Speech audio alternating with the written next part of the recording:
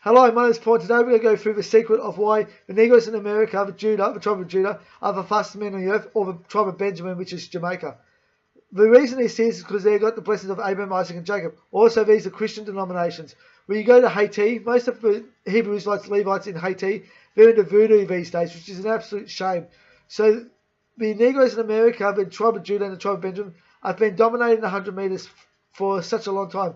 Out of the 25 Olympics, the tribe of Judah, which are the Negroes in America, have won 15 gold medals, and out of 25, and also out of a 4 by 100 relay, the tribe of Judah, which are the Negroes, have won, only they've only lost once to Jamaica, and they've won every other time in the 4 by 100 relay. Because what it is God blesses the Hebrew Israelites. Like Samson, not every single Hebrew Israelite is as strong as Samson. It was actually fast. Samson killed 300 people with one bone. He was that fast, like the fastest man on the earth. Being a Hebrew Israelite does not make you the fastest man on the earth. Saying that I'm from Australia, our fastest runner ran 100 meters in 9.93 seconds. Our fastest white runner ran 100 meters in 10.02. Our fastest white runner is faster than most Negroes. Being the fastest man on the earth, it's about the blessings. Being a Hebrew Israelite will not make you the fastest man on the earth, but you will not be the fastest man on the earth unless you are a Hebrew. That's a catch-22. So there's a lot of the Hebrew Israelites out there who are not fast, and there's a lot of Gentiles out there who are fast. But the fastest man on the earth will always be a Hebrew, just as like in the days of the old Holy Scriptures, when not all the Hebrew Israelites were as strong as Samson, but Samson was a Hebrew Israelite. It's a catch-22. Here we got some stories. We've got the story of Samson and we've got the story of Daniel's men who had to test their strength. As I said, we look at the best basketballers, the best runners, the best soccer team, the best boxers, always the Negroes from North and South America. There always seems to be a pattern there. It's never ever Black Africa who dominate these events. It always seems to be the Negroes from North and South America. As we see, all the best athletes are from North and South America, whether it be basketball, running, boxing, or even soccer. And Brazil in soccer, they may not win every World Cup. They're the most successful team of all time in soccer. They're the blessed nation. But you got to remember, they have been defeated in World Cups and matches. Because in the World Cup, you have to win every game. After the knockout stage, you have to make the knockout stage, and you have to win every game up until the final. And one bad game or one bad decision, whether it be by your team or the referee or whatever, that costs you the World Cup. So Brazil may not win every World Cup, but every single World Cup, Brazil is either favourite or second favourite at every single World Cup. How come Brazil has the best soccer side, the number one ranked soccer side every single year? It's because they're the blessed nation of Jacob. That's why. That's why they produce so many good players, best players always from Brazil. It's not because you win World Cups doesn't qualify how good you are. It's about the team that's always ranked number 1 or 2 in the world is always Brazil. But it's because of the blessings, like Samson.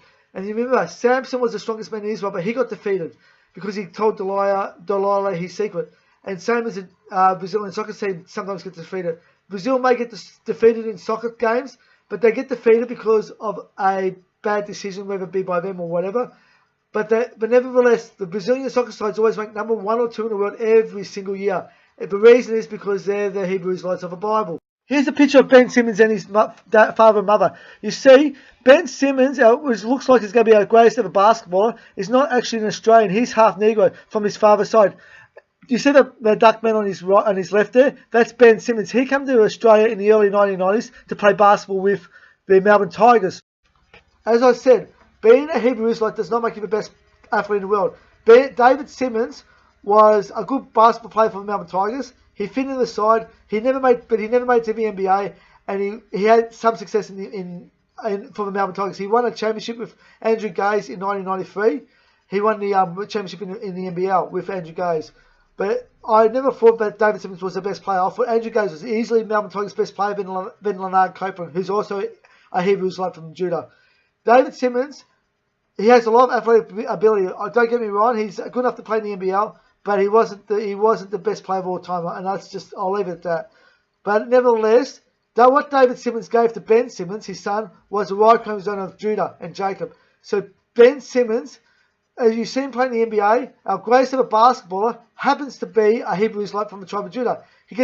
Ben Simmons gets his whiteness from his mother, as I showed you in that picture. My personal opinion, I shouldn't be talking about sport, But my personal opinion, our greatest ever basketballer was Andrew Gaze. He was just unlucky not to get drafted into the NBA. And I believe there's some reasons for that. But you've got to be Australians in the NBA today are in there, but they're not really as good as Ben Simmons. Ben Simmons, I think, is the most talented athlete the Australian basketball has ever produced, because Ben Simmons is a Hebrew Israelite. That's the only reason. If Ben Simmons wasn't a Hebrew Israelite, I don't know if he'll be as good as what he is today. Here's a picture of David Simmons in his Melbourne Tigers uniform. He played alongside Andrew Gaze and Leonard Copeland. May have not been the best player in the world, but he was good enough to play NBL. And what he gave to his son was Y chromosome of Jacob. That's why Ben Simmons is as good as what he is. Ben Simmons could be the greatest basketballer in the world one day. That's why Ben Simmons is as good as what he is today. He's got the Y chromosome of Judah and Jacob. Ben Simmons looks like he's going to be our greatest ever basketballer, even more the most talented basketballer I've ever seen, because he's from the tribe of Judah.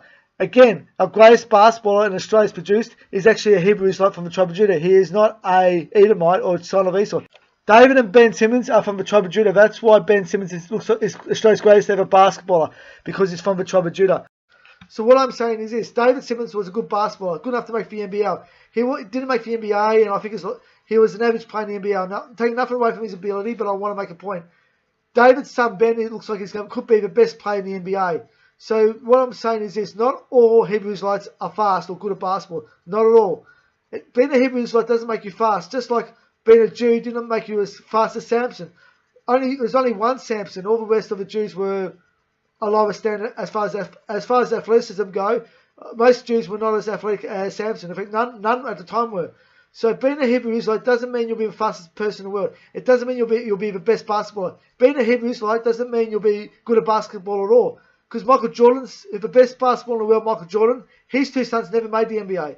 So what I'm trying to say is this: there are a lot of Edomites who made the NBA, but Michael Jordan's sons did not. So being a Hebrew Israelite doesn't make you the fastest man in the world or the best at basketball. It won't do that. But saying that, you won't be the best basketballer in the world, or you won't be the fastest man in the world unless you are a Hebrew Israelite. It's a catch-22. So if you want to be the fastest man in the world, you have to be a Hebrew Israelite. But if you're a Hebrew Israelite, it doesn't mean you'll be fast at all. Because what the Most High does is He blessed Jacob's children.